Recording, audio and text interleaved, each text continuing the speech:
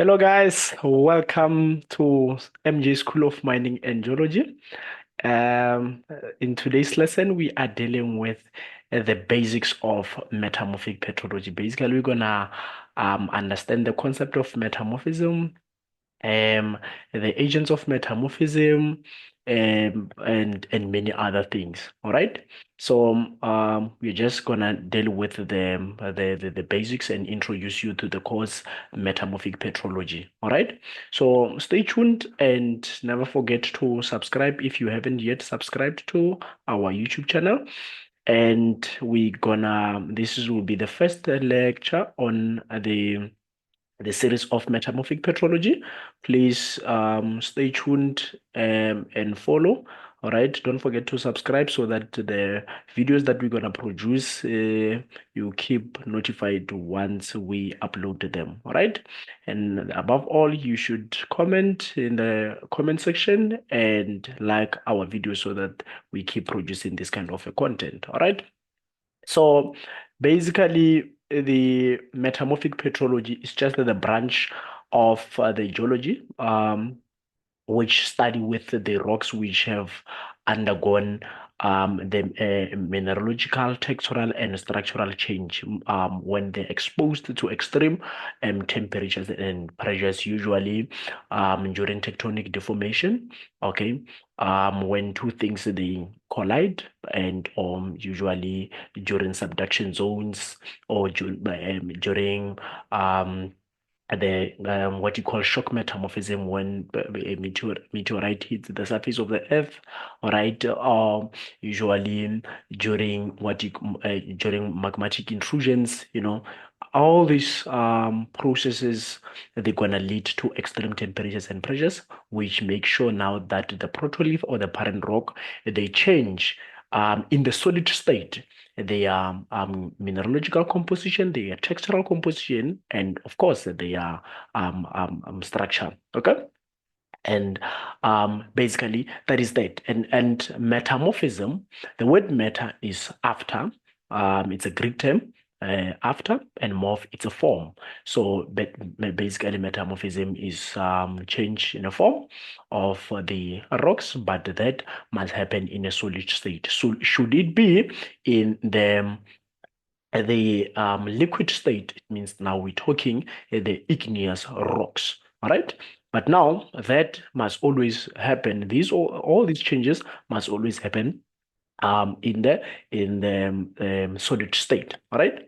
So this would now refer to the changes in mineral assemblages, the texture that results from subjecting that rock to a particular pressure and temperature conditions, okay, which are now different from that of the parent rock, all right?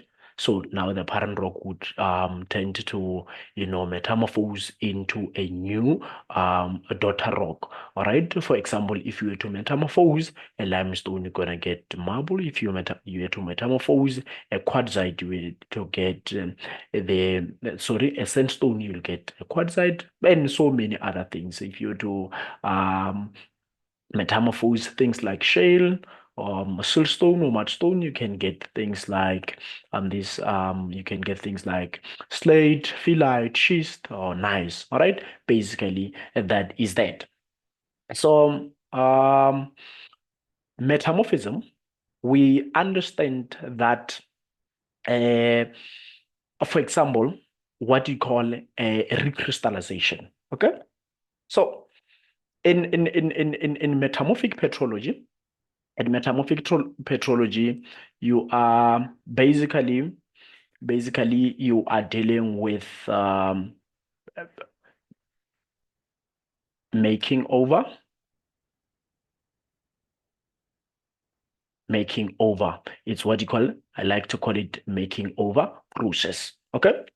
So basically what is happening is you are making over the geologic rock, all right, without melting them. This making over process must happen in the solid state, all right? So it is like when the rocks they're exposed to high heat or pressures, deep within the earth surface. um, its mineral composition, or its minerals, they would change, all right, in terms of their sizes, in terms of their shape, and of course the arrangement, without now that rock turning into a liquid. All right. For example, if we were to check at this diagram, we understand the fact that the crystals, they are not perfect in sense that they would always have some empty spaces. They would always have some empty spaces. It's not like they don't have empty spaces. All right. So unless you're talking about an ideal crystal, all right. But the normal crystals, under normal circumstances, they would have some vacancies or pore spaces. All right. These pore spaces, they allow the atoms to move. All right, to allow the atoms to move. All right. So when these atoms they are moving, it's like they are rearranging themselves. So they are rearranging themselves, changing the texture of that particular rock. All right. Now, can you now see that this rearrangement of the atoms, it's happening in the solid state? Should it be in the liquid state, then we're gonna be talking the igneous rocks, and this is what you call the recrystallization, for example, but not. You shouldn't confuse it. Most of the people they confuse this recrystallization as that of the igneous. Remember, the igneous rocks they form from the crystallization of magma. So they think of recrystallization as you are melting the already existing crystals that were formed during crystallization. No, it's not that. This is just the rearrangement of the atoms, because the crystals they don't have a perfect, they are not perfect. They have got some vacancies.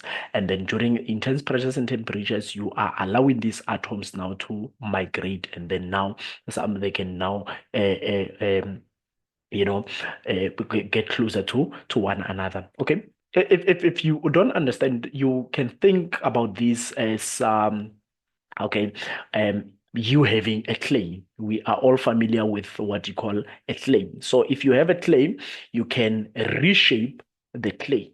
We know the clay, you can always reshape it, but the clay will always be in the solid state. Okay, you can mold it in any way you'd ever wish. You can mold it in different forms, but what matters is that molding must always happen in the solid state.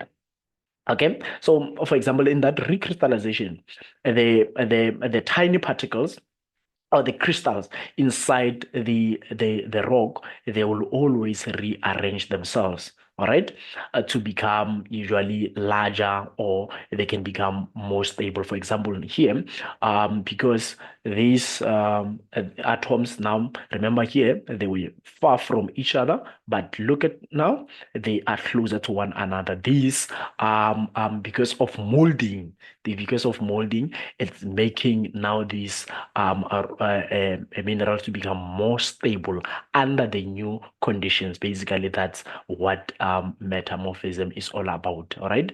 So, because now, if you're exposing the minerals to, or the rocks to the, let's say the rocks, the way, or the minerals within those rocks, they were comfortable within the temperature, let's say 100 degrees Celsius. But when you are exposing them to extreme temperature above 100, it means now those it's like you are molding process or making over process going to take place. Now the new minerals that you're going to form, they're gonna be able to survive, or they will be comfortable within that new temperature condition of 100.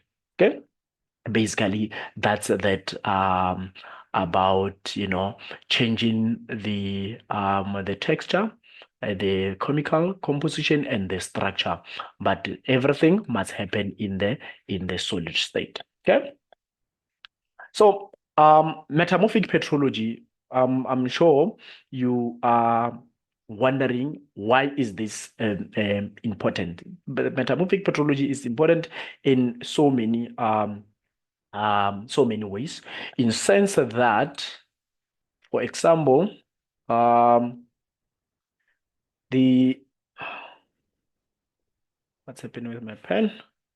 Okay, in sense that, for example, if we're to look at the reconstruction of, we can basically talk about the reconstructing what you call the geologic history. Okay, so basically, when you are reconstructing a geologic history, for example, we know that metamorphic rocks.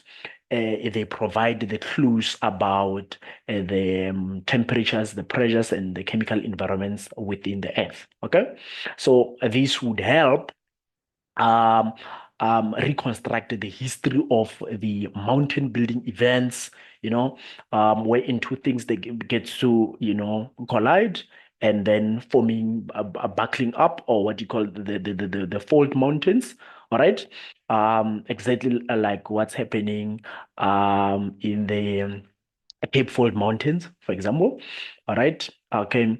And of course, not only that, but also you can reconstruct the history of the plate tectonics and also the formation of the continents. Okay. But it's not only limited to that, but also you can be able to identify the mineral resource. You can be able to identify the mineral resource in such that um, you know, we know valuable minerals like gold, for example, even graphite, even talc. All right, these rocks, or these minerals rather, they are formed through metamorphic processes. Okay.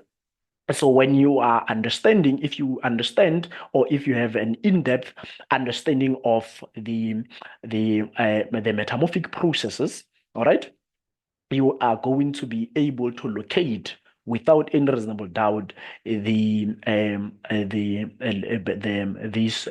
deposits or these resources, and you're going to be able to extract them. If you haven't yet visited our video on the graphite and the diamond, you are more than welcome to do so in the MJ School of Mining and Geology. All right. So yes. Um, then the other thing, it will be prediction of what you call the geological hazards. All right. So if you are able to remember, the metamorphic petrology is all about stress. Okay, it's all about stress. Okay, wherein you've got the pressure coming to or to the rock from different directions. It can come from all direction, or it can come from both sides, left and right. That kind of stress. Okay, or deviatoric stress. So if you have an in-depth understanding of the stress, and not only that, but the strain, okay? But the strain, if you have an understanding of stress and strain, um, inside the metamorphic rocks, basically, if you have got this knowledge, you'll be able to predict the potential geological hazard, for example, earthquakes. All right? Because earthquakes, they happen in areas where basically there were an intense metamorphic or in areas where we have abundant of metamorphic rocks. So if you have a knowledge of stress and strain and these metamorphic rocks, and then you know that, oh, okay, if I've got so many metamorphic rocks, I know this area it's likely to to have the earthquakes. All right, so you are able to predict the geological hazard and come up with remediations and whatever solutions or whatnot. All right. Yes. So which is why this petrology is very important. Okay. Oh, which is why we have what you call metamorphic petrologist. Okay. So, and we also have the factors that control metamorphism. Up to so far, we've been mentioning things like temperature and pressures. For example, temperature during magmatic intrusion.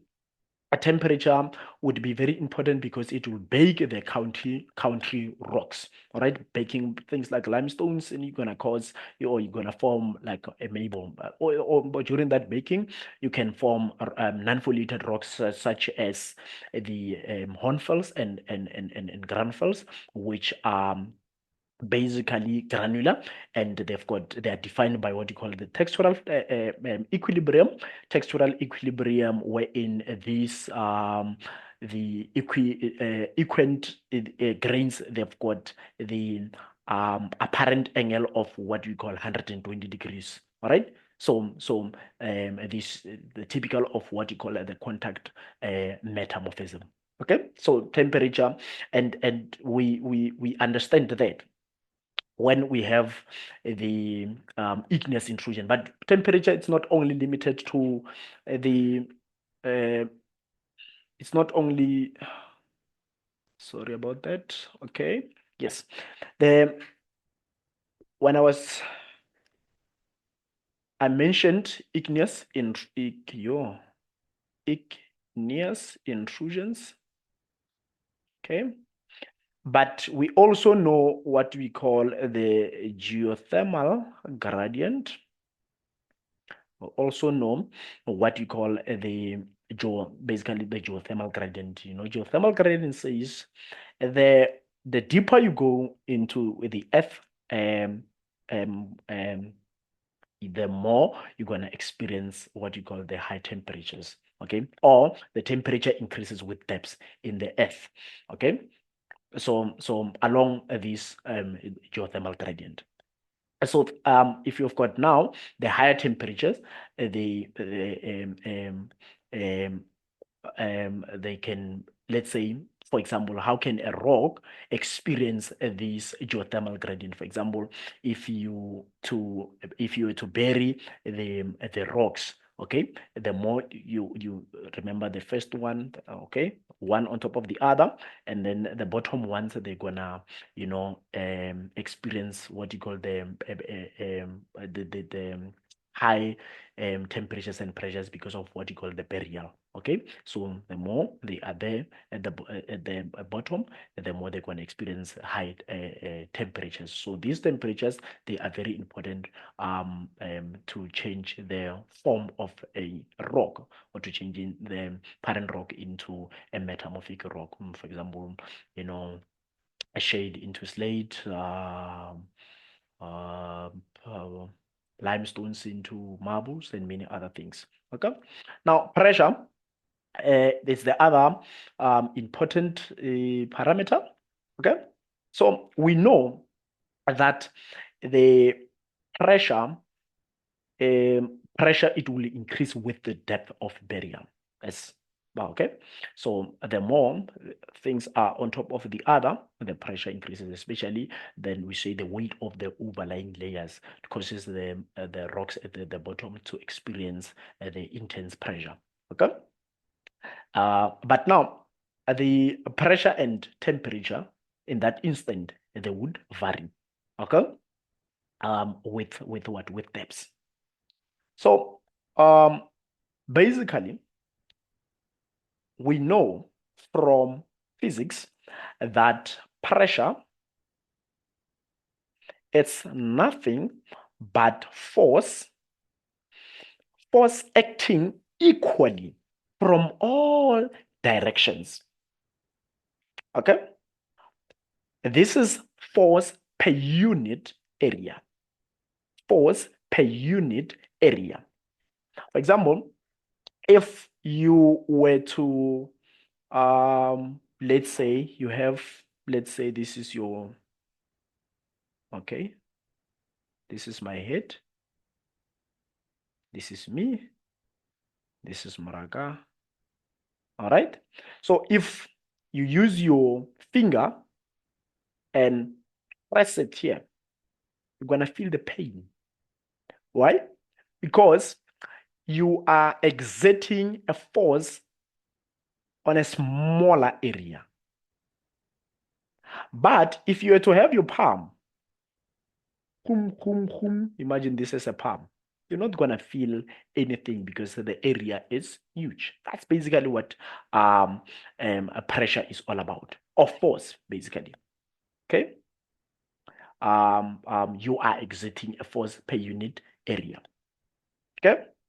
Um, so what's happening is, like I said, pressure, it will now be defined as the force acting equally from all directions. Okay. Um, then uh, pressure or stress usually, um, um, this pressure is a type of stress.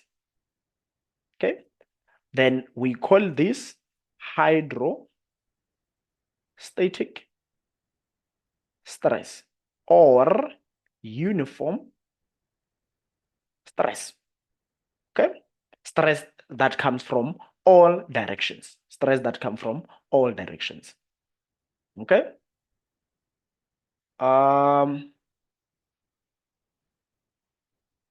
Let's do this first.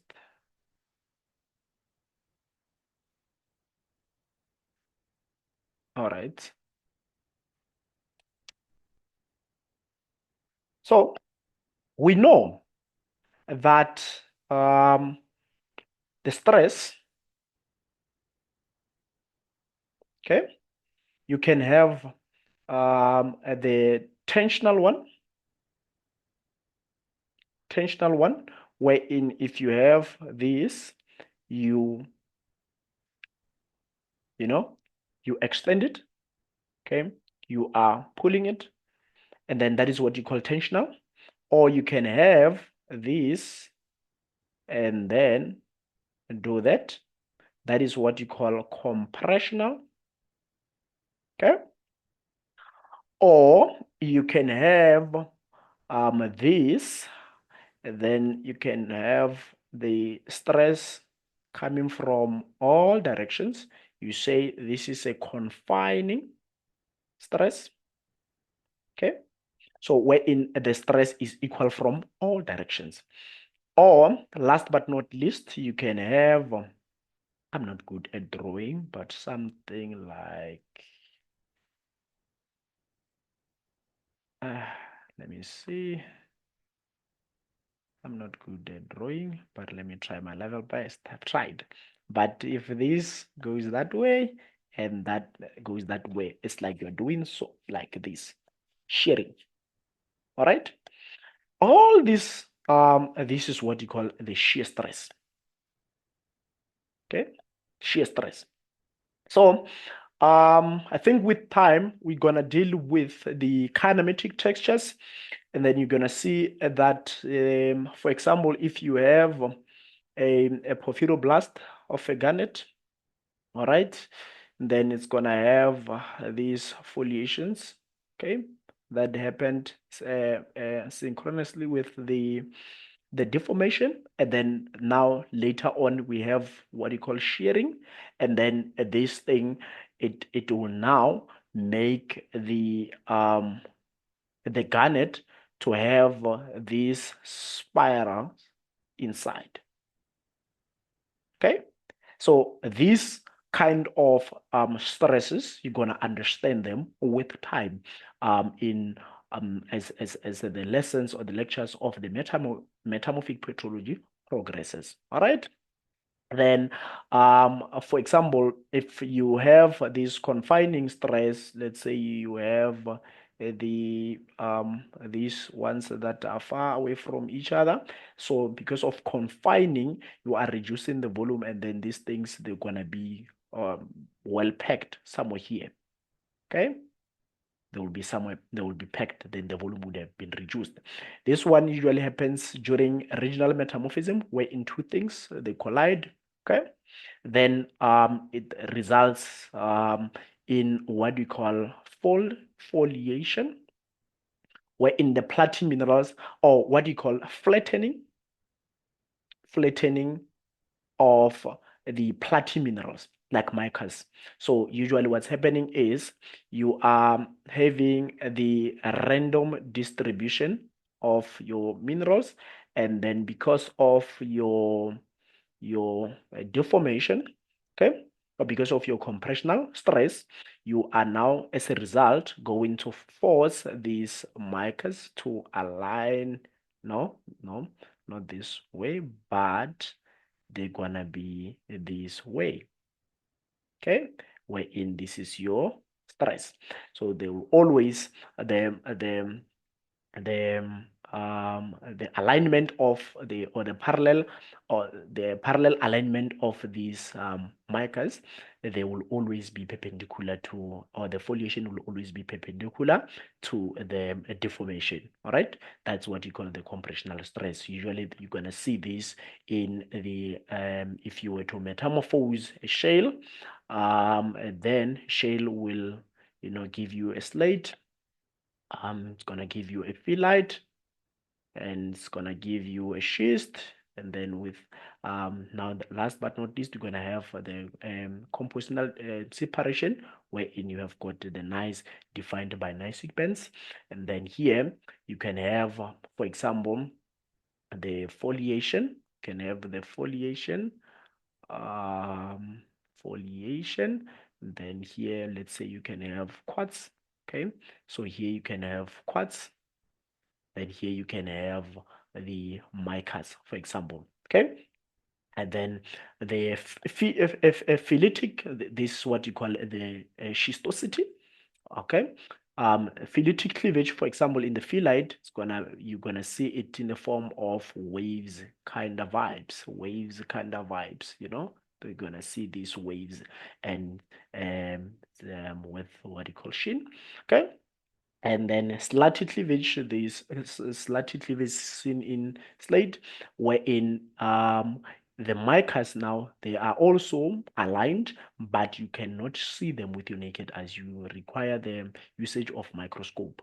All right, even the phyllite, the micas are not well developed, but here in the schist, the micas are well developed, and you can see them with your naked eyes. And then with this one, nice, you can have the separation. Okay, wherein you have the um, dark minerals like biotite and amphibole, and then here you can have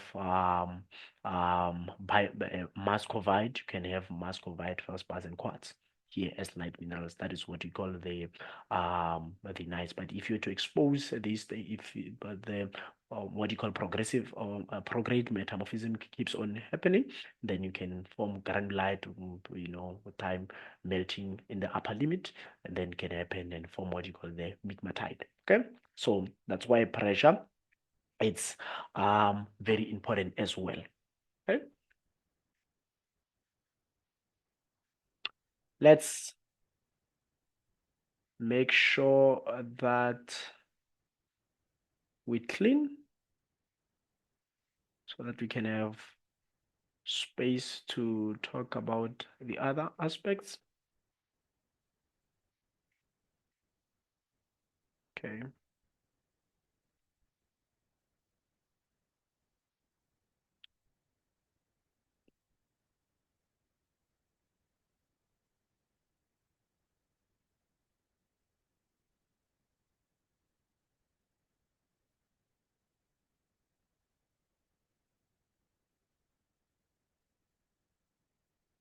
Yo, I'm taking forever. Okay, that's it. And then can also have the, what's happening? Okay, you can also have what we call the fluid phase. Okay, um, the, how can I put it? Okay, let's do this. This one, fluid phase. We know that the any existing open space. We know that any existing open space. We know that any existing open space that is happening between mineral grains in a particular rock, that would have the or the pore spaces in most of sedimentary rocks. We know the pore spaces, they will always have or contain the fluids. Okay. So in the form of what? In the form of H2O. Okay. So not only the sedimentary rocks, but it also the okay, basically the minerals in the or metamorphic minerals, but in the very low grade. For example, zeolites, they also have got water. Okay, but let's not talk about the minerals now. Let's just talk about the rocks. Okay, okay. The mineral grains, they would have the pore spaces which contain fluids in the form of H2O, isn't it? Um, um, but they would contain the dissolved ions. That's a fact. Okay. So if you were to how can I put it? These fluids, right? Or the fluid phase, it will be very essential by because of it will help in what you call the chemical reactions. Okay, that would involve changing a solid mineral into a new solid mineral.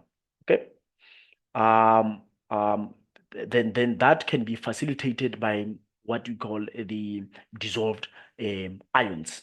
Okay, which are transported by the fluid. So this fluid would help us to transport the dissolved ions. Okay, this is usually seen, for example,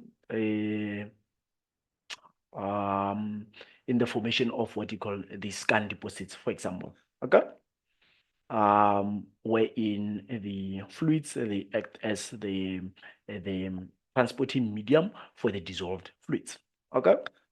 So, but now if we have what you call chemical alteration, okay, if the rocks they alter chemically, okay, um, because of these fluids, then we say we have the process called metasomatism. We have got what you call metasomatism. All right.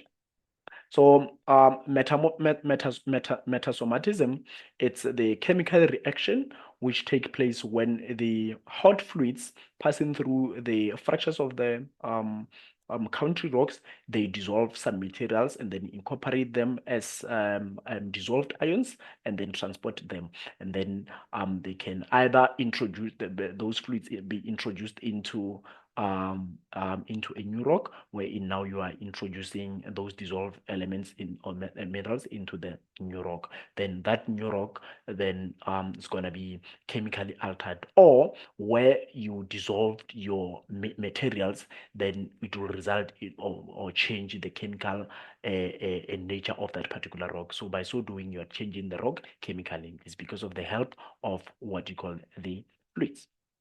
And the timing, for example, as well, we know the metamorphism, it's a slow process. So we need sufficient amount of time to be able to change the texture, the structure, and the mineralogical composition of the rocks. Okay.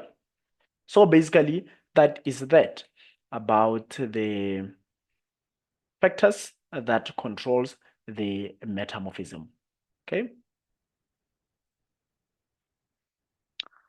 Then the other things is we are having what we call the protolith. If you don't want to say a protolith, you can say a parent rock. All right. So we've got different protolith ranging from ultramafic all the way to quartzo feldspathic. Okay. So the okay, for example, the most dominant protoliths, we're talking pelitic rocks, shales, for example. Okay, so these the word pelitic, it means Okay, let me do this. The word pelletic, it means the rock, it will be enriched in especially what you call the aluminium. So if we were to check the pelletic rocks, both shale and the both shale and the mudstones, so they've got high amount of aluminium, all right, which is why we say they are pelletic rocks, all right.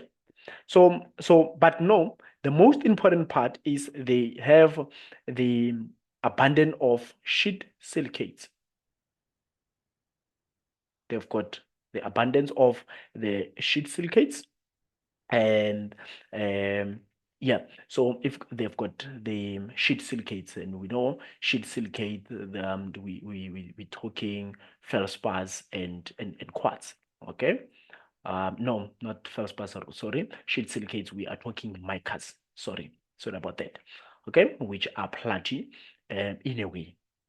All right. Um, okay. If you don't want to say sheet silicates, you can say phyllosilicates. Okay. So, paleotric rocks, um, they would usually, if you metamorphose these shales or these paleotic rocks which are having humicus, okay, they're gonna usually form either a slate or with a slated cleavage, or a phyllite with a phyllatic cleavage,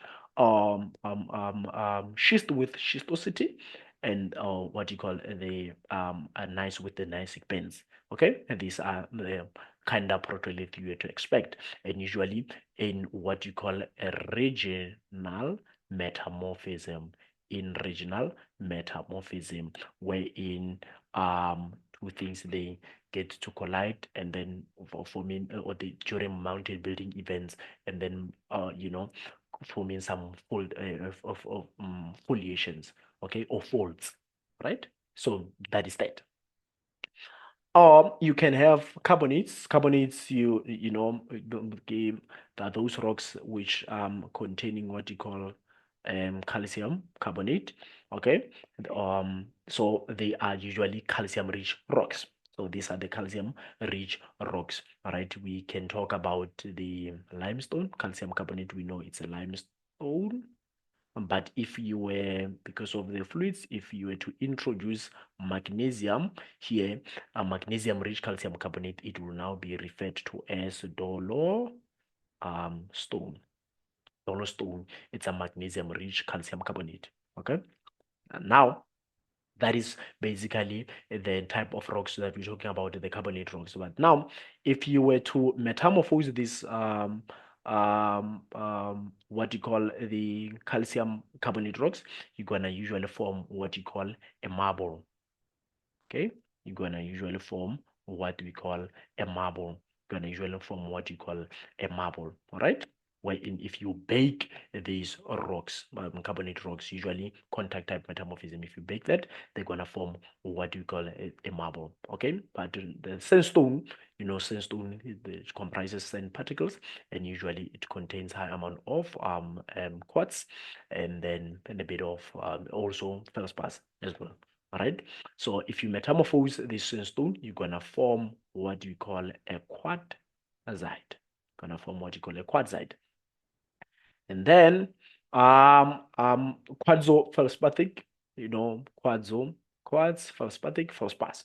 These are the rocks that contains high amount of the quartz and feldspars. Okay.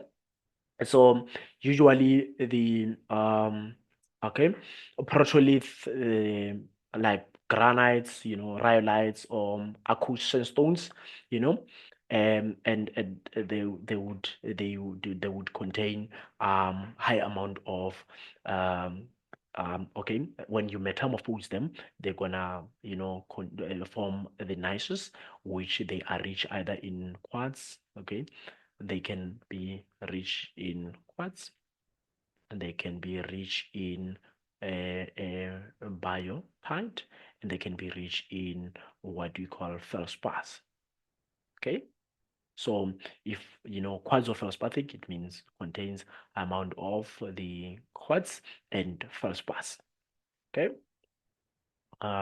So which is why the um, if you have, let's say, granite, if you have granite, you can have um you can have Arcos sandstone,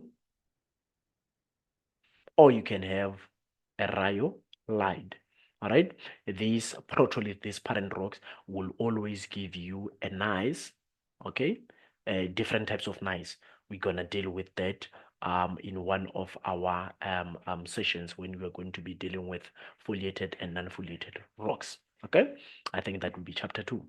Gonna deal with foliated and non-foliated rocks. You're gonna see this kind of a nice, all right, wherein you having a parent rock. It can be a granite, or it can be a stone, or it can be a rhyolite. And then you're gonna have different nices which contains quartz, biotite, or and many other things. So that is that. Or you can have mafics. We know you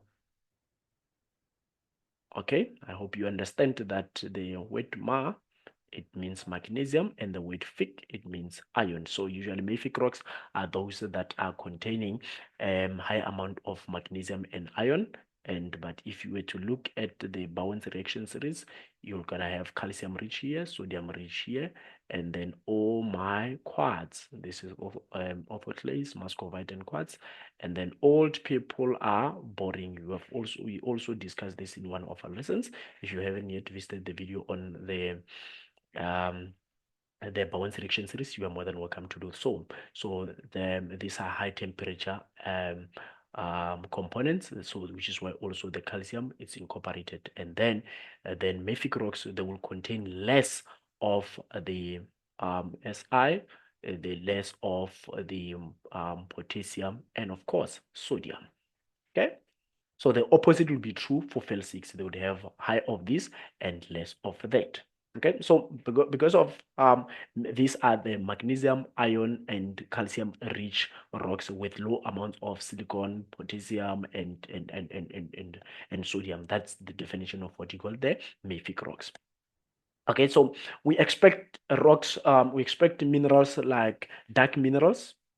What's happening? Dark minerals, we know mica, a biotite, it's dark. Okay, that's how you differentiate it from muscovite. So we know we've got biotite, and we also have got hornblende. Okay, and of course can have a plagioclase. Okay, so if you have minerals like biotite, hornblende, and plagioclase, which form during metamorphism, and they would these rocks, they would, because it's a parent rock. Remember the parent rocks, mafic, containing biotite, hornblende, and plagioclases. You are likely gonna form what you call the amphibolide. It's the metamorphic rock. Okay, so if you have got the mafic rocks, you're usually gonna form what you call the amphibolite, which is why, as a petrologist, you have to understand the parent rocks. Okay, so for example, we already mentioned the importance of understanding the metamorphic petrology. One of the factors, the parameters we mentioned, was understanding the history. So, if you see these rocks, if you see the daughter rocks, you are likely gonna say, oh, we the parent is likely 1, 2, 3, 4. The parent is, if you have got amphibolite, I know, oh, okay, I know the parent usually a mafic rock. Then you can check if it's gabbro, if it's basalt, if it's gabbro norite, okay, something like that.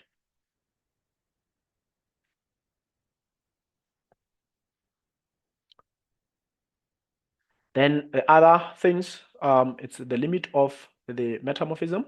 So the limit of metamorphism, usually it happens at low great low temperatures and pressures. So if you haven't, we also have a video on metamorphic fascias, wherein we're showing the this diagram, having zeolites, pamphylites, you know blue schist, the amphibolite fascists, and what granular fascists, the Hornfels fascists, and many other things. So you would see that at low temperatures, okay, just after metamorphism, we've got diagenesis, sorry, we've got lower limits, low pressures and temperatures. All right.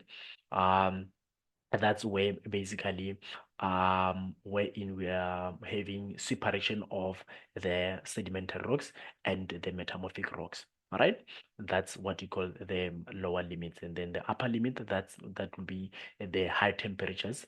And then if you pass that limit, then we usually gonna have a melting, and if we have a melting, we're gonna have a rock which is a mixture of both metamorphic and the igneous, and that's what you call the migmatite, which is why as metamorphic petrologist you also have to have the knowledge of these limits. All right, so these are the temperatures and then the pressures, okay, of the lower limits, and then the diagenesis would happen, and then with increase of the pressures and temperatures, and then now metamorphosing the rock. Okay, that is the beginning of the metamorphism. That is the lower limit, but the upper limit with intense temperatures and pressures, okay, um, you are likely gonna form what you call the melting.